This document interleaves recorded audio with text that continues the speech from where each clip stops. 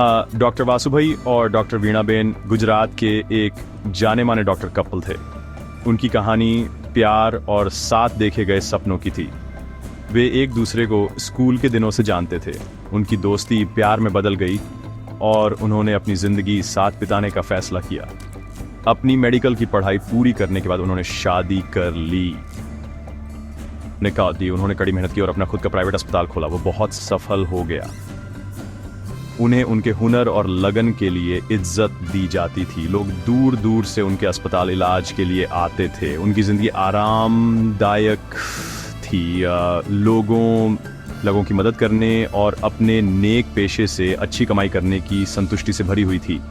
अपने busy schedule के बावजूद उन्हें ट्रैवल का एक कॉमन शौक था।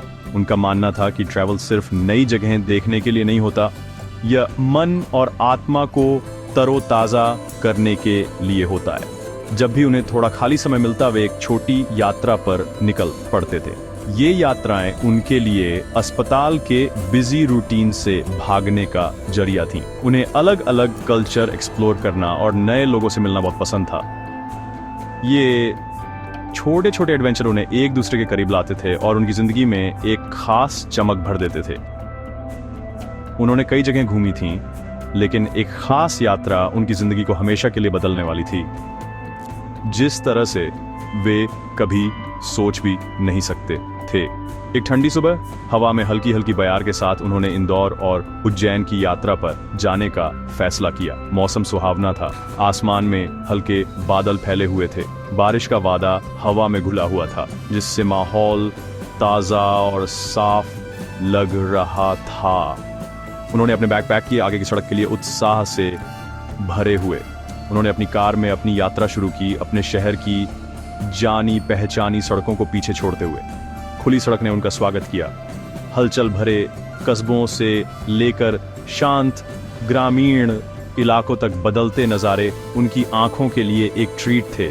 उन्हें आज़ादी और शांति का एहसास हुआ जैसे ही वे अपनी मंजिल की ओर बढ़े। जैसे जैसे वे यात्रा करते रहे, उन्होंने यात्रा के सरल सुखों का आनंद लिया। उन्होंने रेडियो पर पुराने गाने सुने। उन्होंने अपने सपनों और अपनी यादों के बारे में बात की। उनकी कार की खिड़की के बाहर की दुनिया हरे भरे खेतों और छोटे गांवों की एक सुंदर पेंटिंग थी। वे खुश और संतुष्ट महसूस कर रहे थे। वे उज्जैन के फेमस मंदिरों में जाने और इंदौर के वाइब्रेंट शहर को एक्सप्लोर करने के लिए उत्सुक थे। उन्हें कोई अंदाजा नहीं था कि यह साधारण यात्रा जल्द ही एक असाधारण सबक में बदल जाएगी।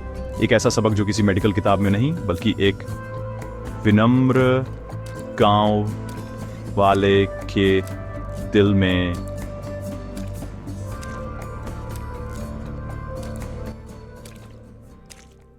था।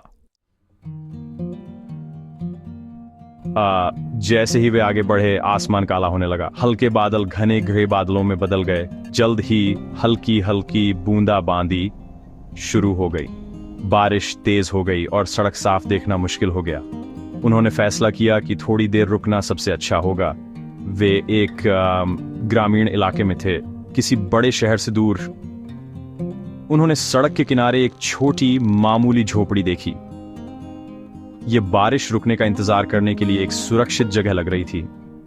उन्होंने अपनी कार पार्क की और झोपड़ी की ओर चले। उन्हें उम्मीद थी कि उन्हें आश्रय के लिए एक जगह और शायद ठंड के मौसम में उन्हें आराम देने के लिए एक गर्म कप चाय मिलेगी। एक महिला झोपड़ी से बाहर आई। वह पतली थी और एक सादी फीकी साड़ी पहने हुए थी। उसके चेहरे पर कठिनाई के निशान थे, लेकिन उसकी आंखें दयालु और स्वागत करने वाली थीं। उसने कपल को बारिश में खड़े देखा। बिना किसी हिचकिचाहट के उसने उन्हें अंदर बुलाया। प्लीज अंदर आइए, उसने एक हल्की मुस्कान के साथ कहा। आप यहां इंतजार कर सकते हैं जब तक बारिश रुक न जाए। वासुभाई और वीणाबेन उसकी तुरंत गर्मजोशी से प्रभावित हुए। वे छोटी साफ झोपड़ी में दाखिल हुए। ये एक साधारण घर था जिसमें बहुत कम फर्नीचर था, लेकिन यह शांति से भरा हुआ था। महिला ने उन्हें बैठने के लिए एक चटाई दी। डॉक्टर कपल को गर्म चाय की तलब लगी।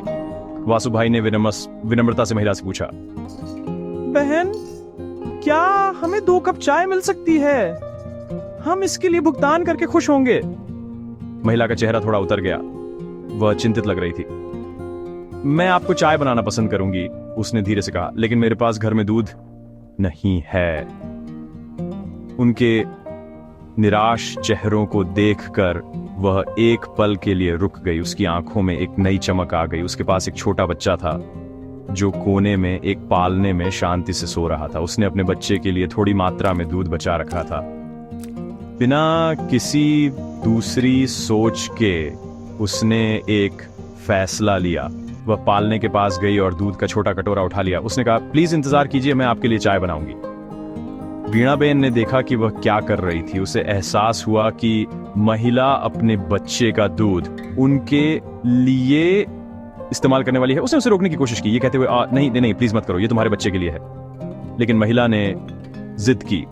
उसने कहा, आप मेरे घर में मेहमान हैं। हमारी संस्कृति में मेहमान भगवान के समान होता है। मेरा बच्चा थोड़ी देर के लिए मैनेज कर सकता है, लेकिन मैं अपने मेहमानों को बिना उन्हें वह दिए नहीं जाने दे सकती जो उन्होंने मांगा है। वासुभाई और वीणाबेन अवाक रह गए। उन्होंने देखा कि महिला अपने बच्चे के लिए रखे कीमती दूध का इस्तेमाल करके चाय बना रही थी। इस गरीब महिला के दयालुता के इस साधारण काम ने उन्हें बहुत प्रभावित किया। उन्होंने चाय पी और यह उन्हें अपनी जिंदगी की सबसे खास चाय लगी। यह सिर्फ चाय की पत्तियों और दूध से ही नहीं, बल्कि अपार प्यार और निस्वार्थता से बनी थी। उन्हें शर्मिंदगी महसूस हुई। वे अमीर डॉक्टर थे जिनके पास सब कुछ था, फिर भी वे आश्रय मांगने में भी हिचकिचा रहे थे। ये महिला जिसके पास लगभग कुछ भी नहीं था, उन्हें बिना किसी सोच के अपना सब कुछ दे रही थी। जैसे ही उन्होंने बात की, उन्हें महिला और उसके परिवार के बारे में और जानने को मिला। उसने उन्हें अपनी परेशानियों के बारे में बताया। उसका पति दिहाड़ी मजदूर था, लेकिन वह लंबे समय से बहुत बीमार था।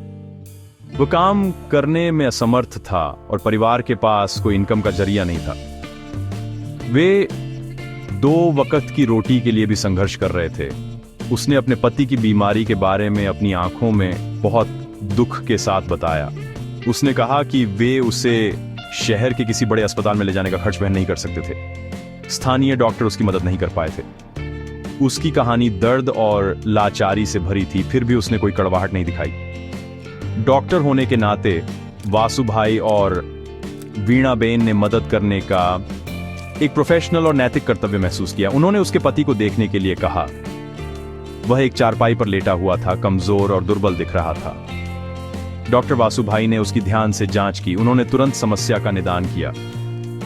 यह एक गंभीर स्थिति थी, लेकिन सही दवा और देखभाल से इसका इलाज संभव था। उन्होंने जरूरी दवाओं के लिए एक प्रिस्क्रिप्शन लिखा। उन्होंने महिला को आश्वासन दिया कि उसका पति ठीक हो जाएगा। उन्होंने उसे कुछ पैसे दिए और उसे तुरंत दवाएं खरीदने के लिए कहा। महिला की आंखें कृतज्ञता के आंसुओं से भर गईं। उसने हाथ जोड़कर बार बार उन्हें धन्यवाद दिया। तब तक बारिश रुक चुकी थी। सूरज बादलों से चमकना शुरू हो रहा था। डॉक्टर कपिल के जाने का वक्त हो गया था। जैसे ही वे जाने की तैयारी कर रहे थे, वासुभाई ने महिला से वादा किया कि वे वापस आएंगे। उन्होंने इंदौर की अपनी यात्रा जारी रखी, लेकिन उनके दिमाग अब घूमने फिरने पर नहीं थे।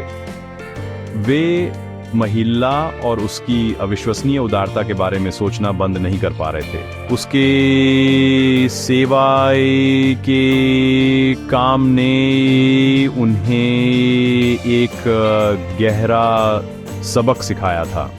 अपनी यात्रा से वापस आते समय वे शहर के एक बाजार में रुके। उन्होंने महिला, उसके पति और उसके बच्चे के लिए नए कपड़े खरीदे। उन्होंने गांव वापस जाने से पहले परिवार के लिए बहुत सारे खिलौने और खाना भी खरीदा। जब वे झोपड़ी में लौटे तो महिला और उसका पति उन्हें देखकर बहुत खुश हुए। उन्हें उम्मीद नहीं थी कि डॉक्टर वास्तव में वापस आएंगे। वासुभाई और वीणाबेन ने उन्हें वे उपहार दिए जो वे लाए थे। परिवार की खुशी की कोई सीमा नहीं थी। उन्हें न केवल मेडिकल हेल्प मिली थी, बल्कि अजनबियों स्पापिस बापर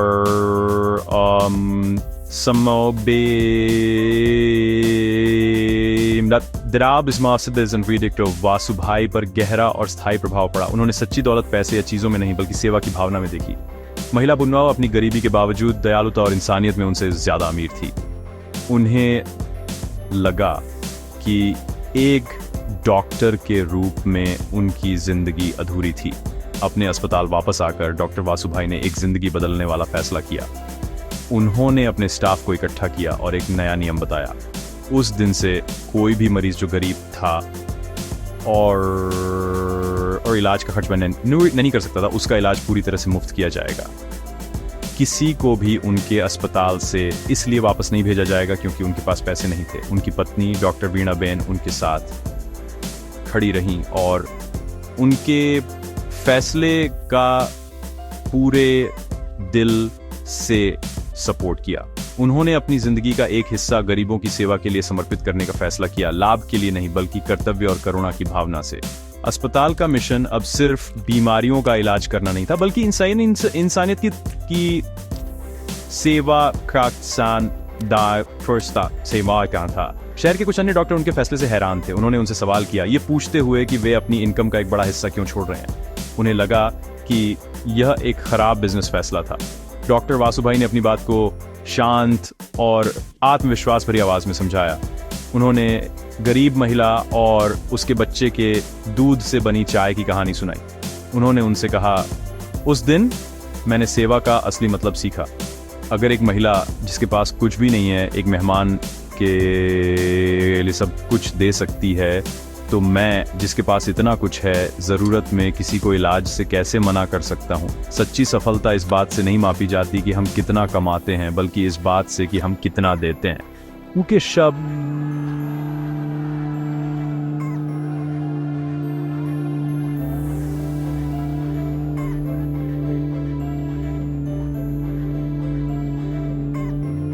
उन्होंने दिखाया कि मेहमाननवाजी और सेवा के मूल्य सबसे बड़ी सीख है। उस बारिश वाले दिन की घटना ने डॉक्टर वासुभाई को एक सफल डॉक्टर से एक सच्चे मानवतावादी में बदल दिया। वे अपने पेशे में दूसरों के लिए एक आदर्श बन गए।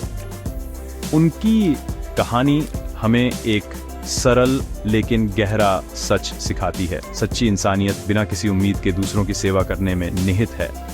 हम जो दयालुता दिखाते हैं, चाहे वह कितनी भी छोटी क्यों ना हो, उसमें जिंदगी बदलने की शक्ति होती है, जिसमें हमारी अपनी जिंदगी भी शामिल है। महिला के मेहमान नवाजी के साधारण काम ने एक ऐसा सबक सिखाया जो उसकी छोटी झोपड़ी से कहीं ज्यादा दूर तक गूंजा, जिससे निस्वार्थ देखभाल की एक विरासत बनी।